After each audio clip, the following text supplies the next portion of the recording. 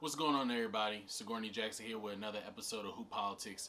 Appreciate you guys for watching. If you haven't already, hit the like, subscribe, and the notification bell to stay up to date on everything that is Hoop Politics. We're back again with another video, and this one is going to be talking specifically about the politics that are involved in basketball. A lot of times you guys look at things and maybe you're not really knowing what's going on behind closed doors, and it leads you asking a lot of questions because some things don't make sense.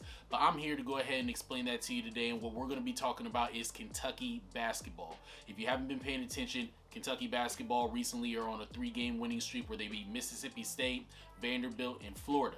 Before that, though, they were something like 1-5, 1-6 on the season. It was one of the worst starts that they've had in almost 100 years, and definitely the worst start that they've had since John Calipari became the head coach back in the 2009-2010 season. One of the questions that so many people have with Kentucky is, why is that they never have shooting? Why is that they always have all the athletes, all the 7-footers, all the rim running bigs, all the freak athlete wings and point guards, but they seem to never have shooting, and when they do, they don't play? I'm here to explain that to you now. The truth is, a lot of times with Kentucky's basketball team, they do have shooters, and a lot of times they actually are good enough to play on the basketball court. But Kentucky is a special situation that a lot of people don't really understand, and I want to explain that to you. So Kentucky, first and foremost, is a business. College basketball is a business, but Kentucky is very different, and this is why they're different. Kentucky is not held to the same standard as a Radford University or a DePaul University. Every single year, Kentucky is expected to bring in the top level recruiting class in the country. They're expected to get all the 5 stars. They're expected to get the best point guard in the country, the best shooting guard, small forward, power forward, and center. And then they're expected to win national championships. Kentucky fan base, some will even go as far as to say that Kentucky would much rather have the #1 recruiting class in the country and be barely above 500 than to have above 20 win season with a bunch of no names. So when you're in that kind of a business, you're getting the top level players every single year. And just like we had talked about with Hunter Dickinson and Evan Mobley a while back, the top rated players in the country are not based on who's going to be the best college basketball player. A lot of times it's based on who's going to be the best NBA prospect. And what do we base who the best NBA prospects off of? Height, size, athleticism, and the P word that everybody gets hired and fired on every single year. It never stops. Potential. Potential is what gets people hired and fired all the time. So when a Jeff Goodman or whoever is doing the recruiting services looks at a player, he's not looking at what they're doing in high school or what they might be doing in college. He's looking at them and saying, this is a 6'7" shooting guard. He's athletic, he's got a 40-inch vertical, he's long, he can guard, and eventually he will develop a jump shot at some point in his career. Most of them end up not doing that, but there are very few who do it. Jaylen Brown is a perfect example, somebody who wasn't as skilled in high school and college, but became very skilled once he got in the NBA through a lot of hard work, a lot of repetition, a lot of training. So, when you're looking at Kentucky, you're looking at a team full of a whole bunch of athletes. Just athletes. BJ Boston, Terrence Clark, Devin Askew, I hope I'm pronouncing his name right, but a bunch of long, athletic people who are playing the point guard, the shooting guard, the small forward, and all that kind of stuff. But more importantly, you're looking at 5 stars. These are all guys who are 5 stars, who are top 10, top 25, or barely out of the top 25 at number 26. Now we bring in the player that really all this stir and commotion has come from, and that's Dontaie Allen. Dontaie Allen is a 6'6" shooting guard who is from Kentucky, who is the class of 2019. He's a redshirt freshman this year, and he is more than capable of shooting the basketball. Why doesn't he get on the floor? Simply because he's 4-star. A lot of people think that that's crazy, and Coach Calipari is, a smarter coach than that, and Coach Calipari is a very smart coach. Coach Calipari is a really good coach, don't get it twisted. But there's a reason why it took him to be losing all throughout the year, and then for him to finally put Dontaie Allen in against Mississippi State. Well, actually, he didn't even put him in. The assistant coach put him in after he got kicked out of the game with technical fouls. And in that game, Dontaie Allen came off the bench, had 23 points and 5 rebounds, hitting 7 threes. Came in the next game against Vanderbilt and went 3 for 5 from 3-pointers and had 14 points. And then they won against Florida yesterday or the day before, where he hit 2 out of 3 threes and only had 6 points. But by him hitting those threes, it spaced the floor out and allowed for people like Terrence Clark and for people like BJ Boston to do what they do best, which is slash and get to the rim.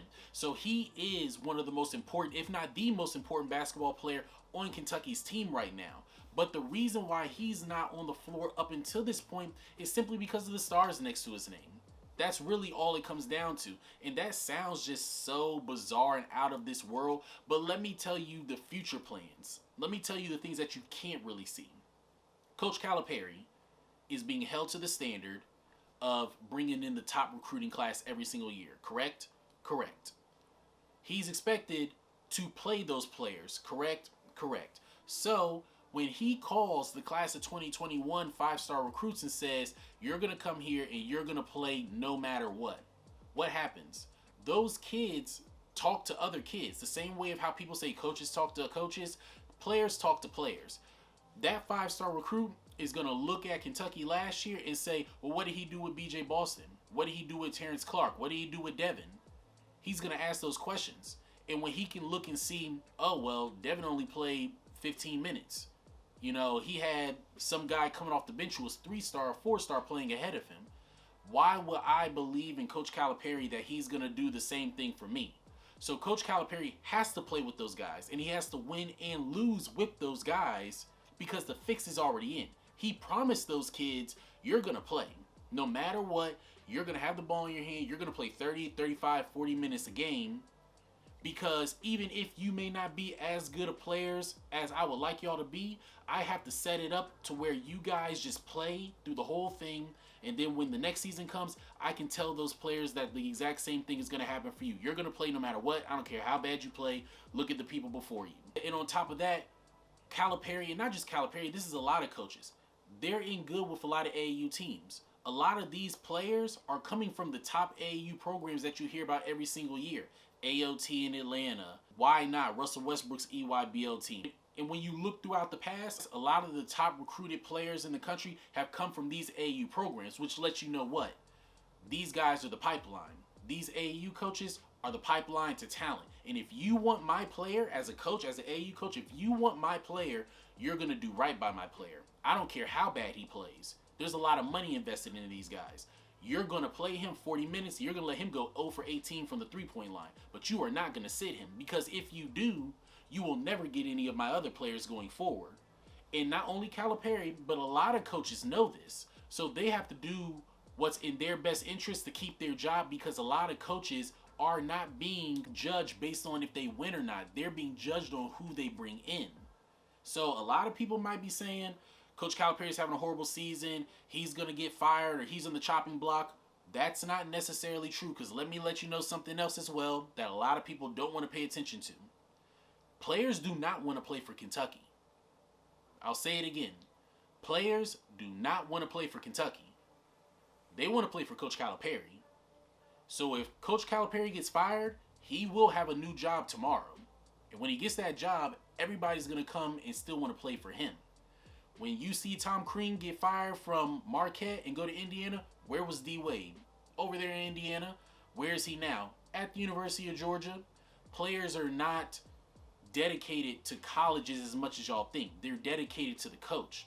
People come back to Duke, not because of Duke. They come back because of the brotherhood and Coach K. So I just want to make sure I put that out there. I know this might have been really quick. It might have been all over the place. I'm not sure if y'all are understanding it, but I hope you are. If you haven't, please go ahead and rewind it and watch it again. If you like this video, give it a thumbs up. Make sure y'all like, subscribe, comment, hit the notification bell. Let me know what you guys think Kentucky is going to finish the season as. They're on a 3-game winning streak. Are they going to make the NCAA tournament? Right now, they've looked horrible, but they're starting to pick up some steam. Follow the Instagram and the Twitter at hoop_politics. And always remember, God's always in control. Peace.